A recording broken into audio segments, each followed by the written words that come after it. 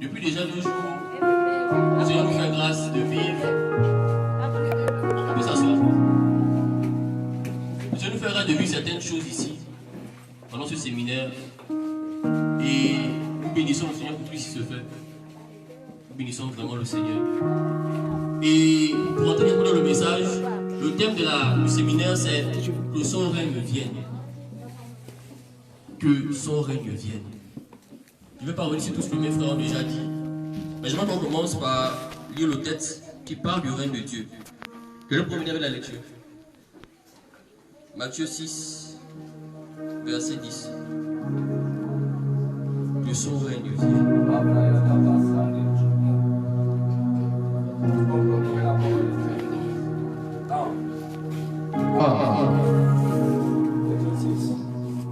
Verset 10. Je lis la parole de Dieu dans le livre de Matthieu 6, au verset 10.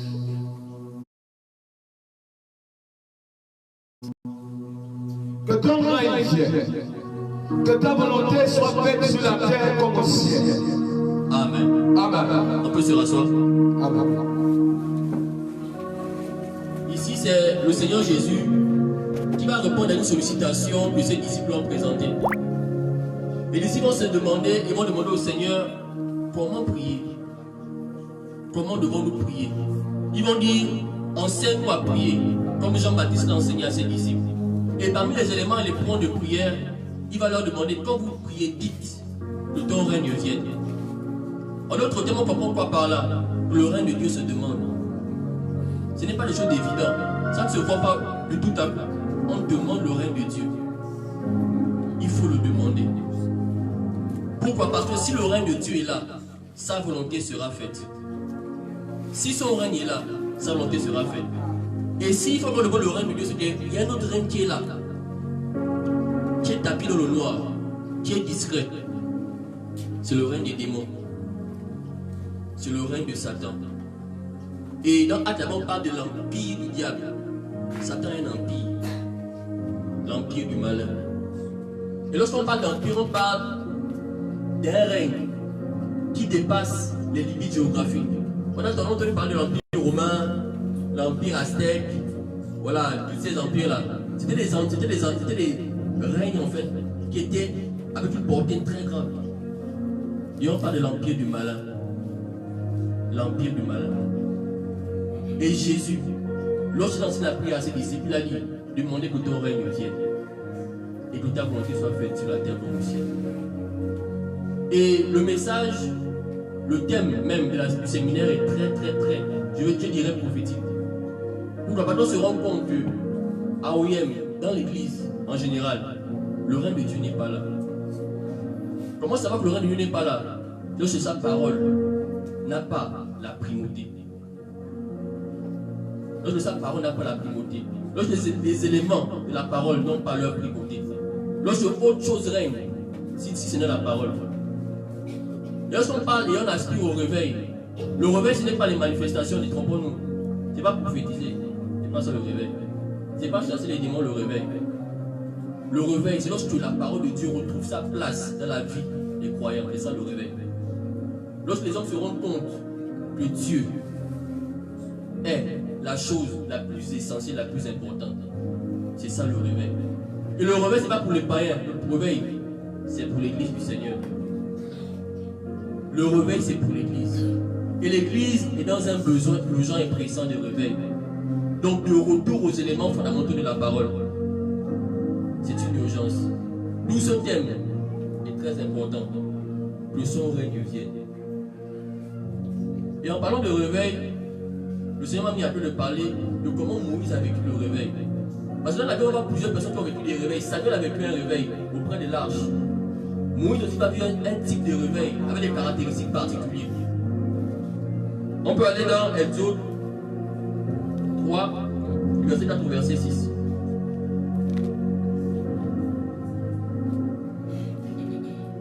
Exode 3, verset 4 au verset 6.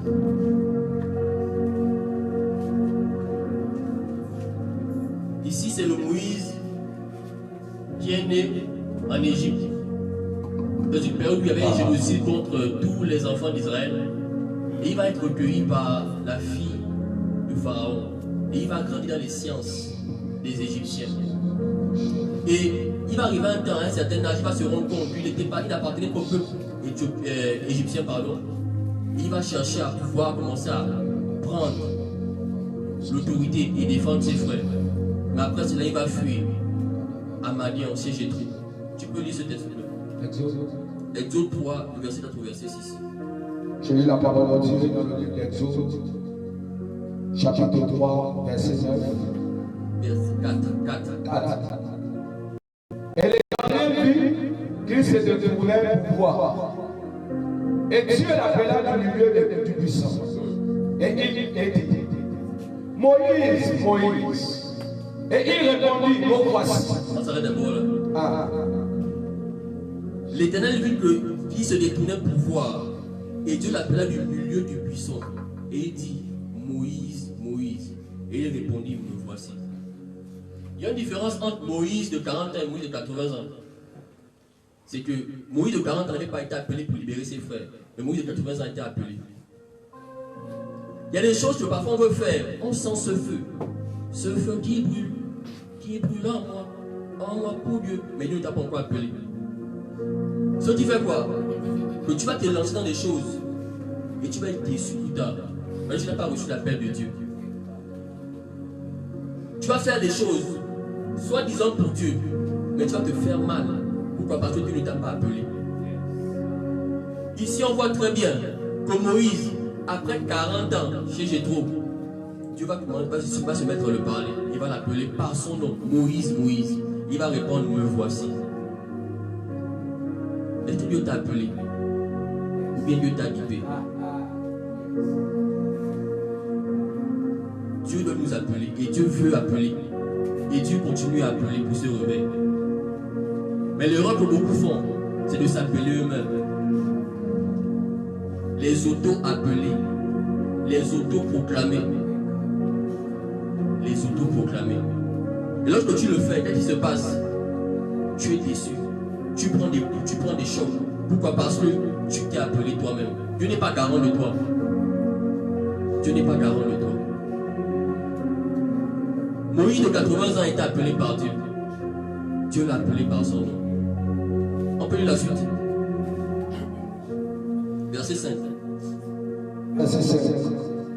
Dieu te dit, n'approche pas d'ici. Ôte tes souliers de tes pieds. Car le lieu sur lequel tu te tiens est une terre sainte. On s'arrête là. Dieu va dire à Moïse, ne t'approche pas d'ici. Pourtant Dieu l'a appelé. C'est un peu étrange. Dieu dit, Moïse, Moïse. Quand Moïse veut venir, Dieu dit, ne t'approche pas. Quand tu l'as pas fait, la première chose que tu vas faire, c'est quoi? Ôter tes souliers. Ôter tes souliers. Dieu veut t'appeler. Mon fils, oui, je t'appelle en tant que prophète, en tant que pasteur, etc. Mais quand tu vas approcher, il va te dire, ôte tes souliers. Il va te dire, ôte tes souliers. Les souliers, c'est quoi? Ce sont les chaussures. Et quand les chaussures, c'est une mauvaise chose. Et donc, porter une chaussure, c'est une mauvaise chose. C'était dans un désert, il faisait chaud. Mais parfois, Dieu va nous amener à renoncer aux choses qui sont bonnes. Pour lui être agréable. Dieu va faire demander parfois des choses qui sont bonnes. Pour lui être agréable. Se marier, c'est très bien. Mais est-ce que c'est la volonté de Dieu?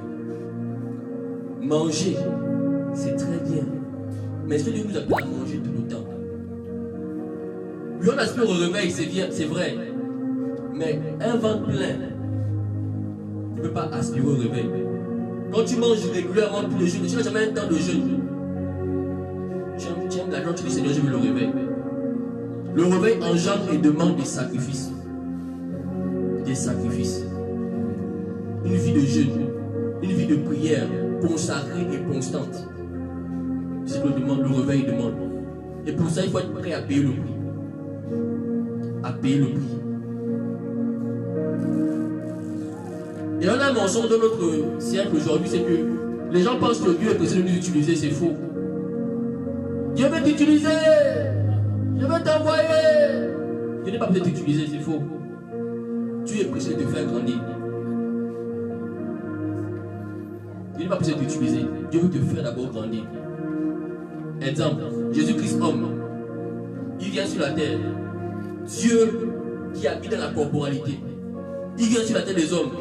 Quel est le miracle qu'il a fait? De 0 à 30 ans. Aucun miracle. Vous avez les malades, il y avait les démons à chasser, il y avait des gens à guérir. Mais montrez-moi un seul malade que Jésus a guéri entre 0 et 30 ans. Aucun. Mais qu'est-ce que Jésus faisait sur les Écritures? Luc 2, 52. Jésus faisait quoi? Il croissait en sagesse, en stature et en grâce devant Dieu et devant les hommes. Dieu n'était pas pressé d'utiliser Jésus. Il n'était pas pressé. Il voulait faire d'abord grandir Jésus. Parce qu'il sait que utiliser quelqu'un qui n'est pas encore prêt, c'est l'envoyer au suicide. Et beaucoup sont partis se suicider parce qu'ils n'étaient pas encore prêts. Dieu veut d'abord te faire grandir. Dieu veut te faire grandir. Oui, tu veux le réveil, mais Dieu veut te faire grandir. Oui, tu aspires au réveil, mais Dieu veut te faire grandir. Et comment grandir? Comment grandir? En sagesse, en stature et en grâce. On va lire un verset. 2 Timothée 3,15. En sagesse, en stature et en grâce.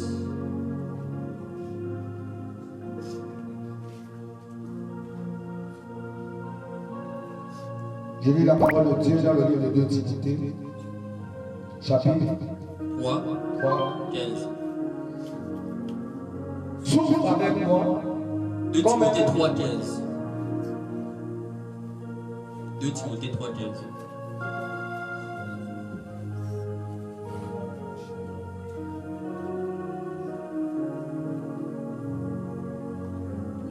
Je lis la parole de Dieu dans le livre de 2 Timothée, chapitre 3, verset 15. Dès ton enfance, tu connais les saintes lettres qui peuvent te rendre sage à salut. À salut. Amen. Dès ton enfance, tu connais les 5 lettres qui peuvent te rendre sage à salut. Dès ton enfance.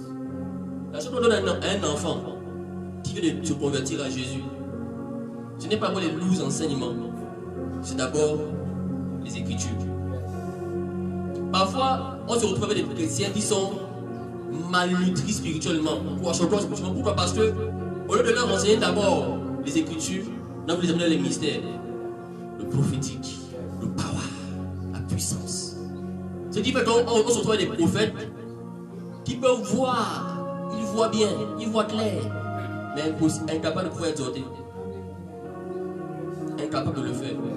Et même, il ne peut pas justifier même ces espèces avec la Bible. Et si tu te retrouves avec des prophètes qui sont égarés dans les fausses doctrines, qui croient en n'importe quoi.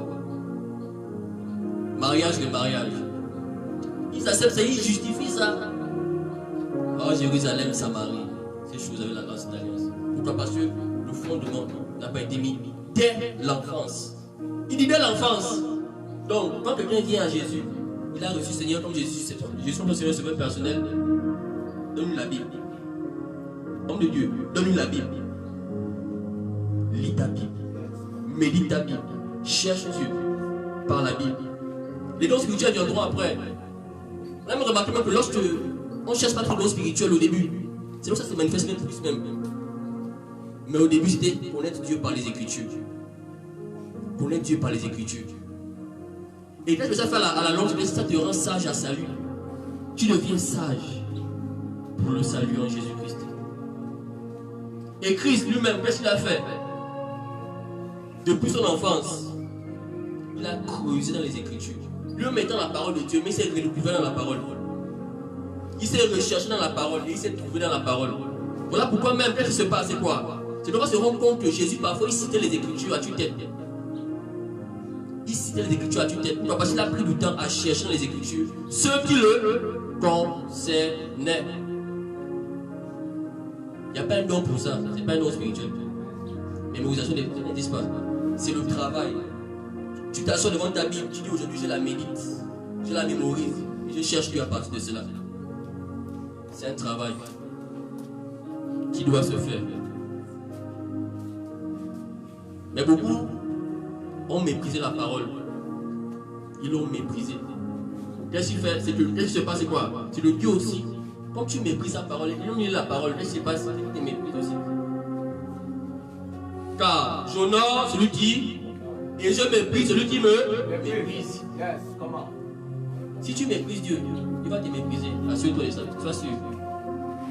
Et beaucoup de gens vivent le mépris de Dieu dans leur ministère. Beaucoup de gens vivent le mépris de Dieu dans leur vie. C'est le Dieu qui te laisse. Comme il va dire à Abraham, il va dire à Abraham, marche devant moi. Si le Dieu te suit maintenant, on va là-bas, allons-y. Dieu te suit. Et quand Dieu te suit, il sera avec toi, il va te suivre. Même dans le feu, il va être avec toi, dans le feu. Et beaucoup de gens vivent cela. Des carences, des drames, des chocs. Pourquoi? Parce qu'ils ont méprisé Dieu.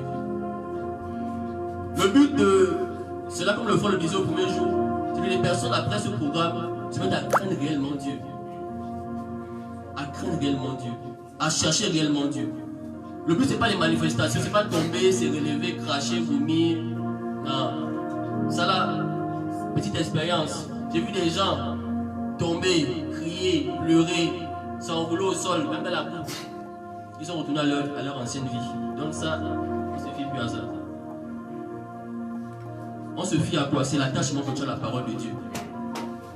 Si tu es attaché à la parole de Dieu, si tu es attaché à Dieu, si tu es attaché à Jésus, c'est la chose à laquelle on se fie.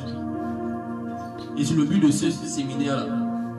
Permettre que l'on puisse tous craindre Dieu. Donc, Dieu n'est pas besoin d'utiliser. Détrompe-toi. Même Jean-Baptiste, l'Écriture dit que l'enfant se fortifiait dans les déserts, attendant le temps pour se présenter devant Israël. Donc, il y avait un temps où il devait se présenter devant Israël.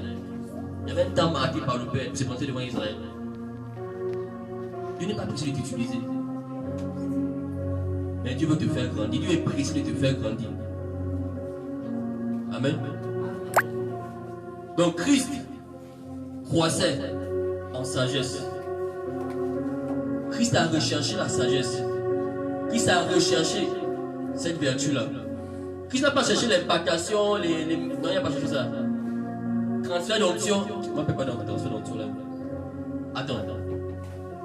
Comment quelqu'un qui a cherché l'onction dans le jeu, dans la prière, et puis tu crois qu'avec 30 000 francs, il va te transférer ça?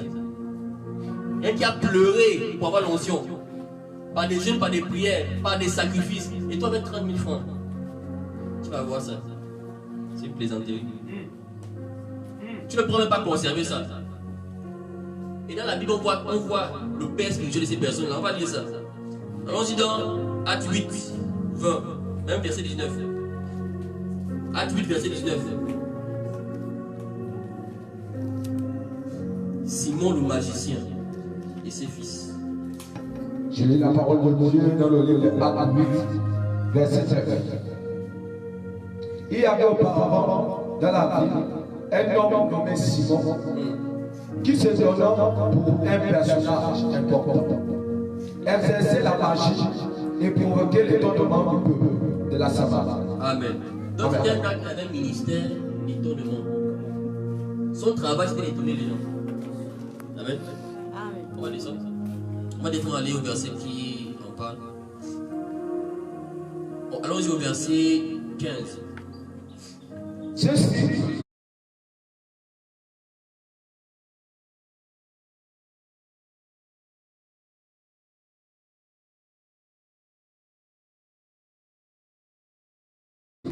arrivé chez les Samaritains, prièrent pour eux afin qu'ils reçurent le Saint-Esprit. Car il était encore descendu sur aucun d'eux.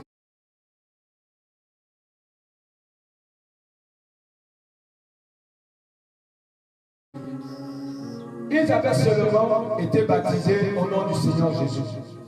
Alors Pierre et Jean leur imposèrent les mains et ils reçurent le Saint-Esprit.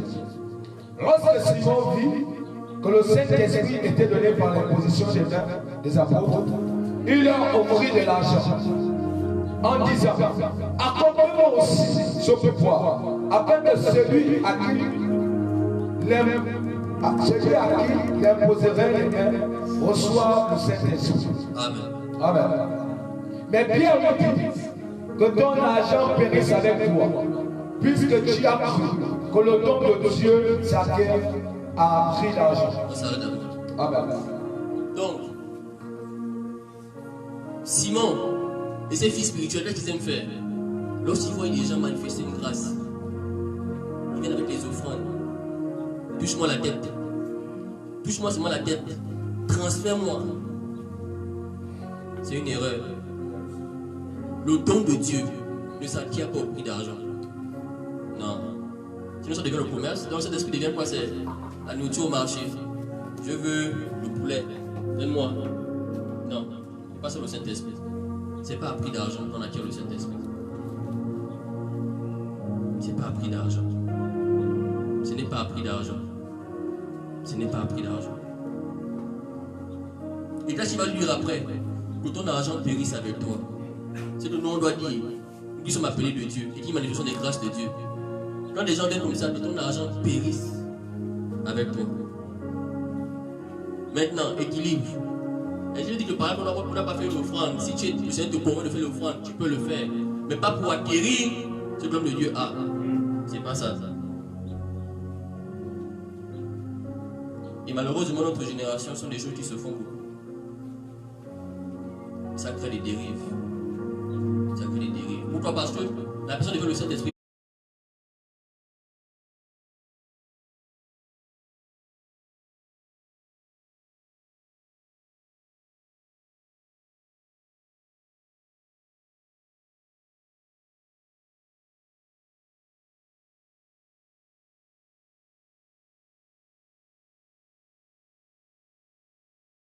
Toi.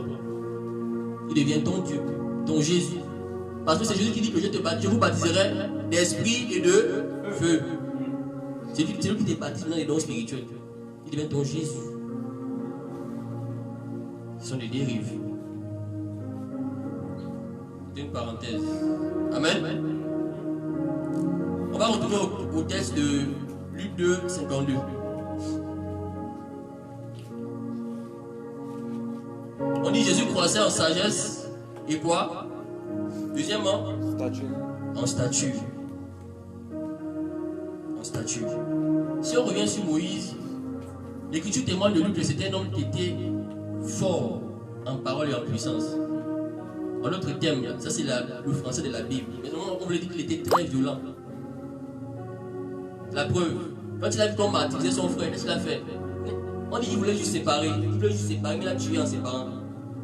Donc il voulait juste séparer, mais en séparant, il tue. Il était très violent. Mais quand il a croisé le buisson Adam, des chapitres plus tard, qu'est-ce qu'on dit?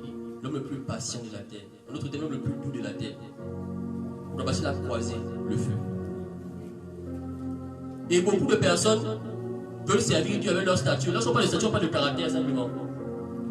Beaucoup veulent servir Dieu avec cela.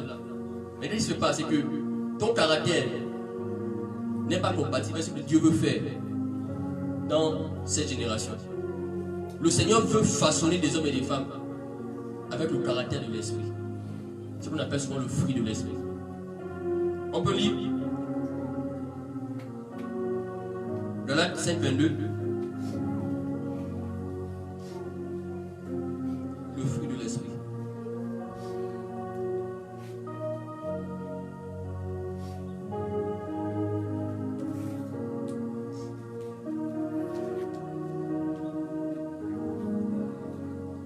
Je lis la parole de Dieu dans le livre de Galates 5,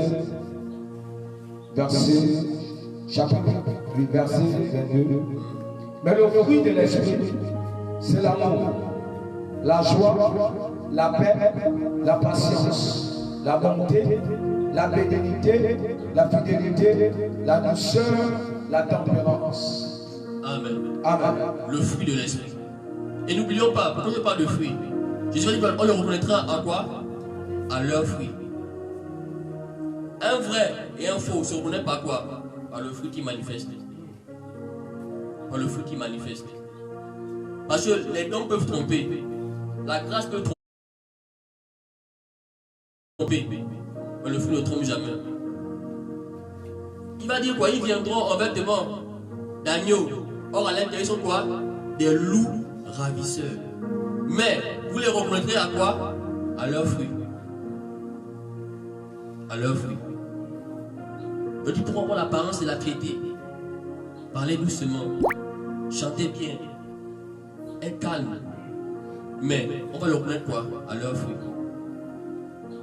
À leurs fruits. Et c'est ce que le Seigneur veut que nous comprenions de cela, le fruit. Le fruit. Nous sommes appelés à manifester, pas notre fruit à nous, mais le fruit de l'esprit. Et cela, ça demande du travail. Dans la prière. Dans la prière. Parce qu'on sait qu'en nous, il y a des caractères, des comportements qui ne plaisent pas au Seigneur. Et ces choses, on n'a jamais se familiariser à cela. Que, ah, moi je suis comme ça, c'est ma nature, c'est moi. Non. Christ veut nous tailler. Et Christ nous taille encore même. Et pour cela, ça demande de l'humilité. De l'humilité. Et reconnaître que je ne suis pas dans la bonne position. Afin que Christ se mette à travailler, à tailler en nous la forme qui lui plaît. La forme qui lui plaît.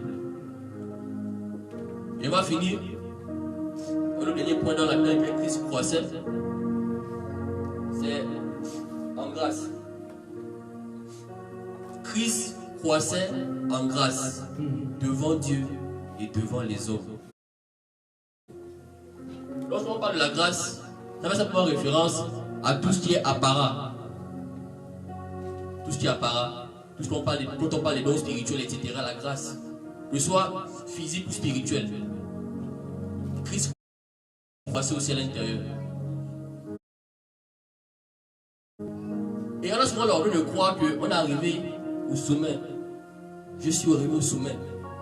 Christ lui croissait, il montait devant Dieu, devant les hommes. Et nous aussi, parfois, on doit avoir l'humilité de se dire qu'il y a plus avec Dieu. Il y a plus avec Dieu. Et pour cela, il faut avoir l'humilité de se mettre à genoux et de demander, Seigneur, qu'est-ce que je n'ai pas encore fait que je dois faire? Qu'est-ce que je dois faire que je n'ai pas encore fait? Qu'est-ce que je dois faire que je n'ai pas encore fait? Pour grandir en grâce. Parce que n'oublie pas l'écriture dit quoi? L'humilité précède la gloire.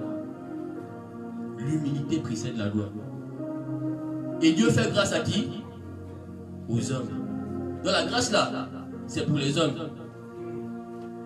La grâce, c'est pour ceux qui sont humbles, ceux qui savent se rabaisser, savent se remettre en cause, savent se dire que là, Seigneur, je dois avoir plus. Il y a des choses que je ne fais pas bien, que je dois corriger et arranger. Parfois, pour grandir en grâce, c'est juste demander pardon à certaines personnes offensées. Pour grandir en grâce, parfois, c'est demander pardon à nos parents qu'on a parfois offensés par certains actes et par certains comportements. On a l'illusion de croire que parce qu'on sert Dieu, on est immunisé de tout, de toute autorité, même l'autorité parentale. Parfois, pour grandir en grâce, tu vas demander pardon à certaines personnes que tu as offensées consciemment et sciemment. Grandir en grâce, ça demande de l'humilité. Être humble. Être humble. Amen. On va revenir sur le texte des autres. On va aller au verset 6.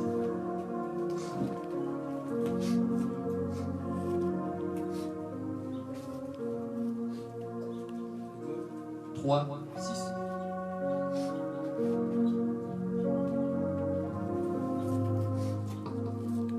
Je lis la parole de Dieu dans le livre d'Exode 3, verset 6. Et il ajouta, je suis le Dieu de ton père, le Dieu d'Abraham, le Dieu d'Isaac et le Dieu de Jacob. Moïse se cacha le visage car il craignait de regarder Dieu. Amen. Amen. Donc après tout ça, ce qui s'est passé, c'est que Dieu va se présenter à Moïse. Moïse n'a pas vu Dieu, il a vu le puissant qui s'allumait. Quand il va s'approcher, Dieu va dire ôte tes souliers. Et ensuite Dieu va lui dire quoi? Il va se présenter à lui. Je suis le Dieu d'Abraham, d'Isaac et de Jacob. Donc parfois on peut voir une dimension de Dieu. Ce feu ne me suffit pas, cette dimension. Parfois il faut d'abord passer par des étapes pour voir la dimension qu'on veut voir de Dieu. Le réveil là, ça demande un prix. Il faut payer des choses. Il faut ôter ses souliers. Des choses qui paraissent bonnes, mais qui sont mauvaises pour Dieu. Des choses essentielles pour la vie, mais que Dieu demande en sacrifice. Isaac était une très bonne chose pour Abraham. Le fils de sa vieillesse, l'héritier de ses biens, l'héritier de la promesse même de Dieu. Mais Dieu l'a demandé. Et parfois Dieu va demander ce genre de choses. Pourquoi? Parce qu'il veut engendrer par nous une génération. Dieu le veut. Et Dieu va se présenter à lui en disant: je suis le Dieu d'Abraham, d'Isaac et de Jacob. N'oublions pas que la Bible dit: nous sommes venus dans une moisson, nous n'avons pas semé. Il y a des gens qui ont semé avant nous. À Oyem là, des gens ont semé avant nous pour le réveil. Dans ce Gabon, des gens ont semé avant nous. Et nous venons rentrer dans cette moisson, dans cette plantation. Et en se soumettant à certaines choses, les résultats que nos pères ont payés, le prix qu'ils ont payé, nous en bénéficions simplement. Dieu d'Isaac, Dieu d'Abraham, d'Isaac et de Jacob. Ce que Dieu attend de nous. Ce que Dieu attend de nous.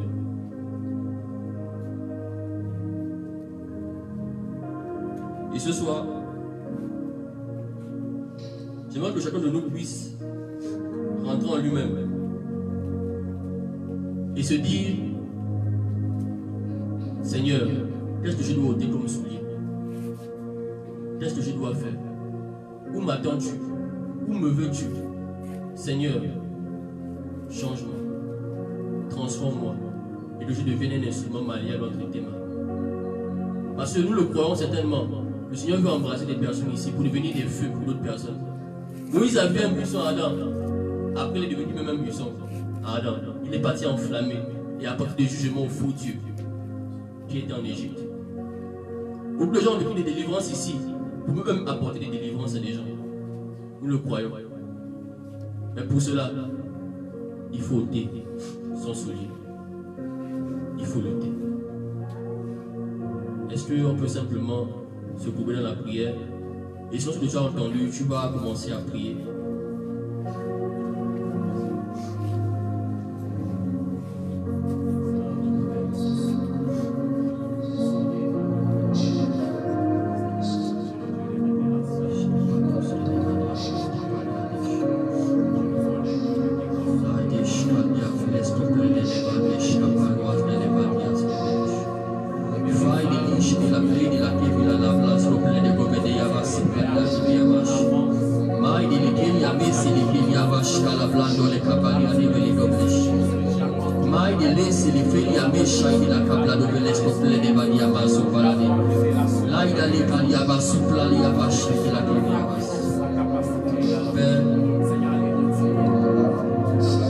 En ce lieu, tu vois nos dispositions, tu vois nos cœurs échoués. Père, je crois, Seigneur, que tu veux allumer un feu. Tu veux allumer un feu dans cette vie.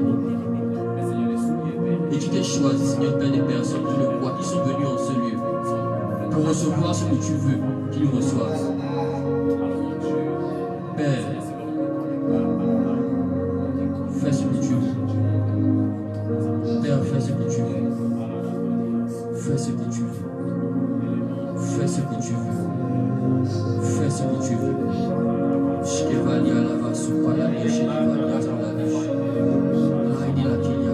Est-ce qu'on peut se lever et se mettre à prier? On peut se lever.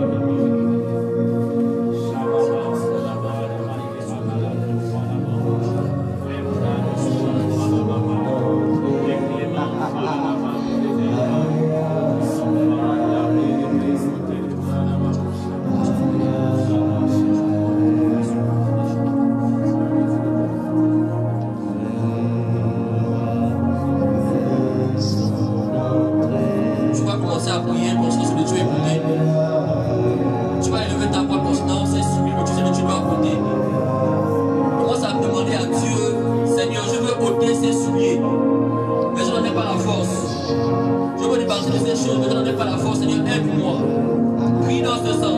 ce sens, prie dans ce sens.